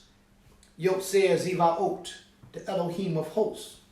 Moreover, the Creator says, because the daughters of Zion are haughty. Now I need you to follow me along as I read, because now we're getting ready to find out why the daughters were searching for a righteous man. Because the daughters of Zion are haughty, and they walk with stretched forth necks. You can't tell me nothing. I don't know who you think you talking to. I don't know who you think you is. I seen a woman argue a man down like she had the gun. Like if she was stronger than him. Like if she was the shot. And she was a woman. And she forgot her place. No matter how big and how strong a woman may appear to be, one hit from a little skinny man will decimate her face. Will decimate her face. So sisters, when you lose your queenliness about yourself, you are in violation. Sisters should always walk with a queenliness about them, a humility that can't be touched, a respect and reverence for the Almighty and the proper order that the Most High has set up in the earth should always be in place. Once you lose that about yourself, sisters, you're in violation. And these sisters that we're about to speak about, they lost that. If I'm not describing you when I read this, then I'm not speaking to you. But if I start to read this and some of these things strike a nerve inside of your mind, don't lash out by putting nasty things in the book. Don't lash out by speaking bad and ill words about Prince. What you should do, sisters, if you see something here that fits your caliber, go to your cleft in the rock, your hole in the rock, and meditate to this king. Pray and change from your evil and wicked ways. Ask the Most High to show you the proper way for you to live. What mean ye that ye have crushed my people and grind the face of the poor, saith the Creator, the Elohim of hosts? Moreover, the Creator said, because the daughters of Zion are haughty, and walk with stretched forth necks and wine-tined eyes. Can't tell. What's that? What that do with that? How they do that with the eyes? When they roll their eyes and look up in the head, roll their eyes and look up in the sky. They be sitting there talking to you, trying to tell them what to do. They roll their eyes and look. They got them wine-tined eyes. You understand? The Most High knew what he was saying. And sisters, a lot of you, you know you're guilty. Sometimes a man might be sitting down trying to discipline his wife. He say something to his wife and she might do it. But before she do it, she got to get those wine-tined eyes and get that look on her face and get, yo, sister, hold up, wait a minute, hold up, wait a minute. Don't do that. That's disrespectful. Well, what did I do? I'm going to tell you what you did. And it's wrong. That's not the proper way to walk with your man. You know, that's something that children do that they need to be corrected the moment they do it. But a lot of us let it roll because they didn't open their mouth and say nothing. I'm sharing with you right now, brothers. You do not allow your woman to do that. If you do, that's a sign that she does not respect you. That's what it is. And if you don't speak to her and speak to her respectfully, then that disrespect will grow and it will become something else that you can't handle one day. Whenever your wife shows signs of disrespect, you must check it right away. And while you checking it, you check yourself to make sure that you're not worthy of that disrespect. So you don't just look at her and say, hey, listen, you doing that wrong. You shouldn't be dealing with me like that. You got to first check yourself and say, yo, brother, what did I do to make my wife become so disrespectful to me? Now, if you do that and you do that in honesty and sincerity, then you revert and you talk to that woman and you say, hey, baby, listen, you can't do that. But I can't do what? Every time I speak to you, I notice that you get this look on your face and your eyes go up, although you may do what I ask you to do, your eyes go up in the air and you look to the side, that shows me that you really don't want to do what it is that I'm asking you to do. That's disrespectful. Brothers, you got to put that in check. Because if you don't, it's going to get worse and worse and worse. And then one day, you're going to ask her to do something. First of all, you don't never tell her to do anything. And if you're the kind of man that you tell your wife what to do, you out of order, brother. Don't never tell your wife to do anything, because then you're making her as if she a slave and you're the master. You don't want your wife to feel like a slave. You want your wife to feel like a partner, like she's there to help you, not as a slave. Whatever you want to sit back and call it in your mind, that's one thing. But what you promote to her is how she's going to receive it. You don't never want to tell her what to do. All you do is make requests. Oh, babe, can you do that for me? Sweetheart, can you do that for me? Whatever it is that you might need, you request it of her. If she doesn't do it, and if she doesn't want to do it, let's say, first back up, she'll do it, but she do it with an attitude, then she might as well not do it. You got to tighten up your game. And you got to show your wife the right way. You know, you got to educate her and teach her, baby, this is not how we're going to do this here. Not in my house. We ain't going to get down like that. You might ask her, what have I done to cause you to be so disrespectful? You got to check that from the door. But you got to watch it. When you begin to talk to her, you request from her what to do. And if she's not willing to give you at your request, then you take it back to the lab, you have conversations. But if you're not getting what you need willingly, you don't need her as your wife. Let me tell you, that's part of the struggle. Where men go wrong is we try to make somebody be what we want them to be, and it's not in them to be that way. But yet we keep trying to make them. What happens is we get forceful, we get demanding, and then we want to punch. First, we want to disrespect them with our mouths. We cuss them out. We call them all kind of bad names. That does something to their character, to their spirit. What do you think is going to happen when somebody get aggressive with you? How do you respond? Do you get aggressive back? Same thing with your woman. When you become disrespectful to her, she's going to be disrespectful to you. And in the two of you going to be in a wrestling match, she got the cops as her backup. You ain't got nothing. You understand? You're going about this thing the whole wrong way. That's not how you go about it. If your woman doesn't give you of herself freely, then she's not the one for you. Find you a woman that's going to give you of herself freely because you earned it. Now, if you're not earning it and she ain't giving it to you, that might be something that you might need to make a phone call to Prince so we can talk about it and see if we can fix that problem. But if you're earning it and you're doing what you got to do, you represent the Almighty and you're living your life to your fullest, your highest level of expectancy to the best of your ability, and she's being disrespectful with them rolling of the eyes, with them wine-time eyes, that stretch forth neck and tell me what to do, and them wine-time them eyes go like that, then, it's time we have a talk. Because she might not be the one for you, especially if you're walking in the ways of righteousness. No sister should have that type of attitude being in the house of Israel, period. Okay? So we jumped on that, all over that. We done with that. It's gone. Walking and mincing as they go, and making a tinkling with their feet. Therefore the Creator will smite thee with a scab. He going to cause baldness upon your head. He going to cause your edges to be set back, all the way back there. And he does it. You know he does. That's why a lot of y'all got that weave that you put all the way down here. And you get all that stuff and all that phony hair. You pay for somebody else's hair to go on your head. Because the Creator is saying you're guilty of abominations. And you need to go find some humility and turn your soul back to Him. And He can heal the scabs that you got on the side of your head. He can heal it. There's no reason for any woman of Zion to be wearing somebody else's hair on her head. First of all, that person, you are what you eat, is a fact. is the truth. That person that you got that hair on your head, that human hair, that person's DNA is in that hair. So that person eat pork, that person eat dog, that person eat cat. You're wearing that DNA on your scalp. You're gluing that stuff to your head. Or you're wearing that cap. That DNA also mixes with your DNA because it's a part of you. When you sweat, you cause that to mix right in there with yours.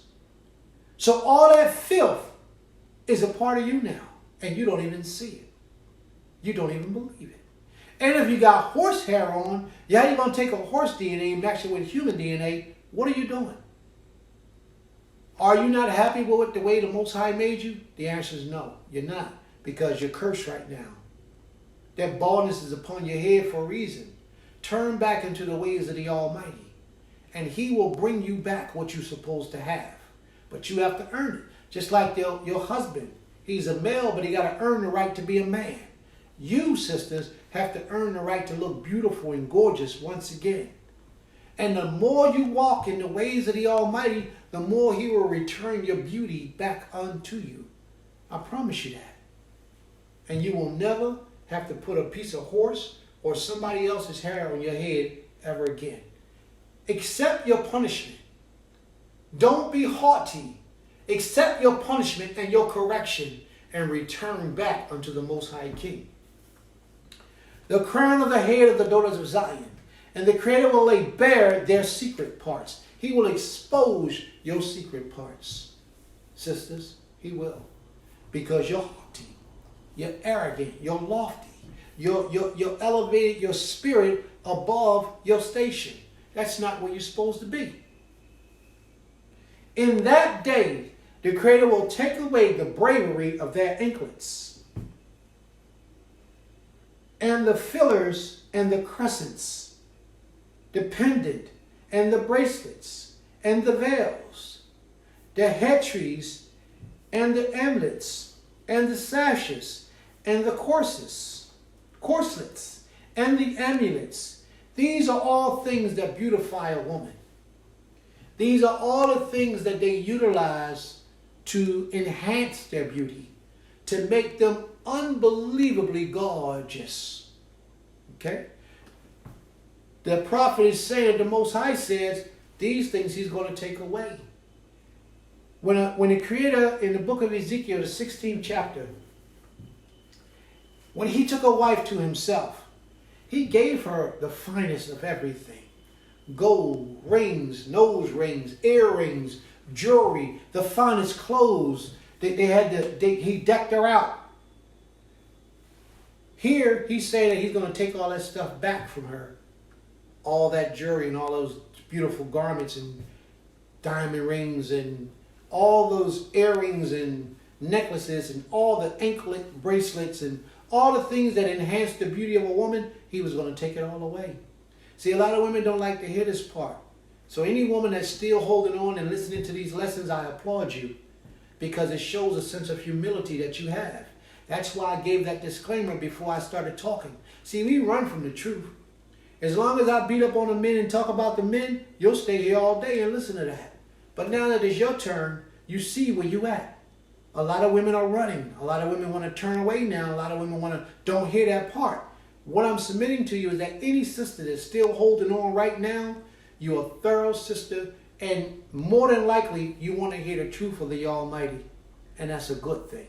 Continue on in that path, and may the Most High bless you with true knowledge, His knowledge, true wisdom, and cause you to prosper in your ways. The rings and the nose jewels, the aprons and the mantles, the cloaks and the girdles, and the gauze rolls and the fine linens, and the turbans and the mitres. And it shall come to pass that instead of sweet spices, there shall be rottenness. And instead of a girdle, rags. Instead of curled hair, baldness. And instead of a stomacher, a girdling of sackcloth, branding instead of beauty. Thy men shall fall by the sword. Now, remember, we're talking about a terrible time right now. All the men is going to die off. The righteous men has already left. The elders men, they're not there anymore. The judges, they're not there either.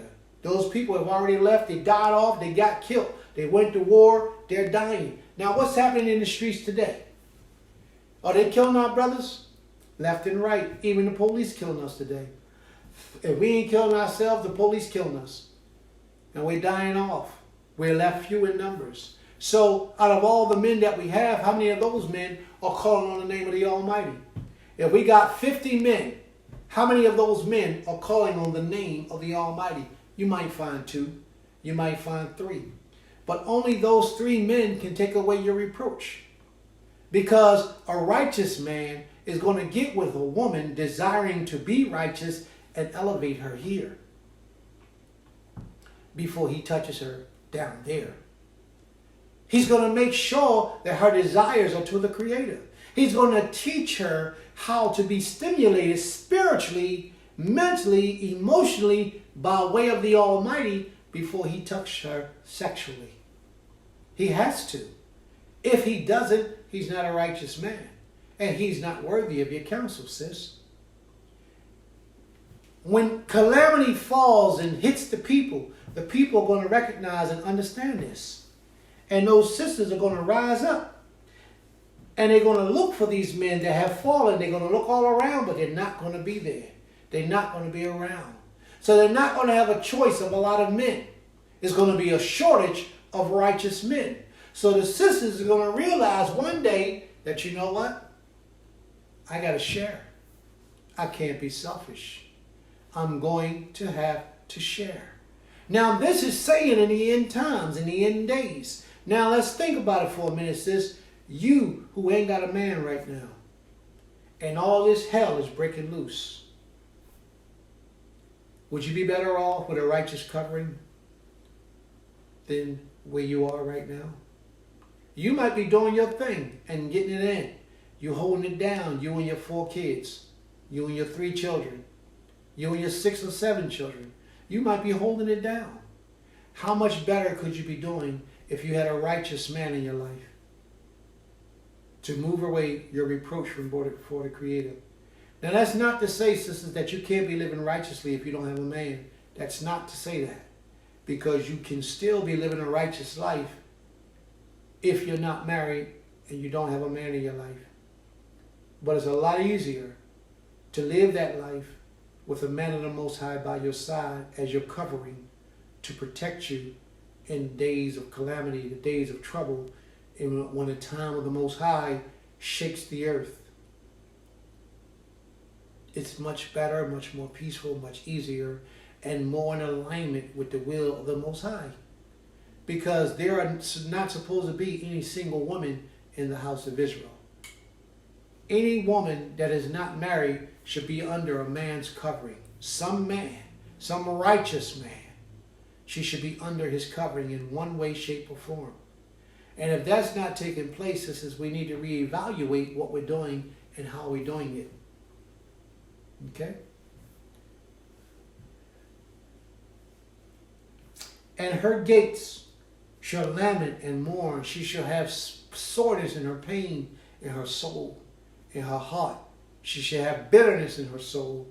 And she should be yearning and aching for some type of relief to come in her direction. She shall cry at night to have that void filled in her life. She shall find herself crying in the daytime to have that void filled in her life.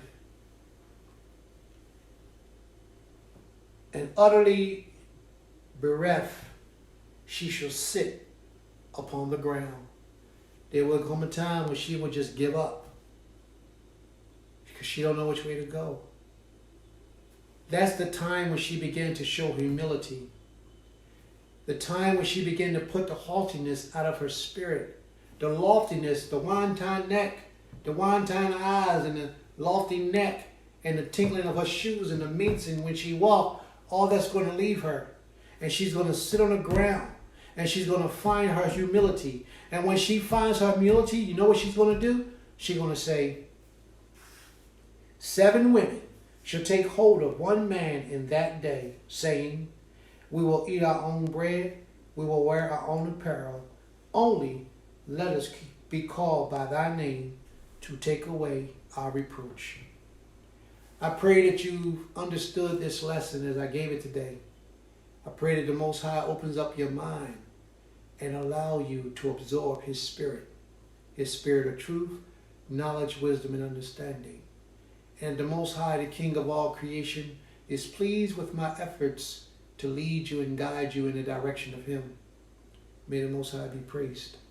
Torah Rabbah. If there are any questions, I'll try to take some time to answer some questions if there are any. If anyone have a question, type it in the room and we'll try to address it.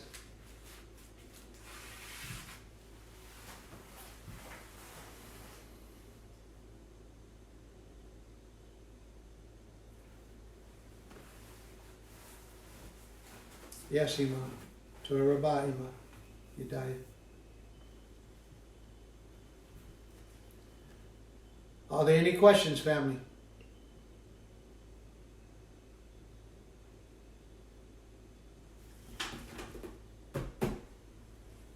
Alrighty. If there's no questions, we'll terminate this broadcast. May the Most High be praised. Go out, share the video, do what you have to do to let others see it, because this message is for more people than just the ones who saw it tonight. Torah Rabbah. Shalom, shalom.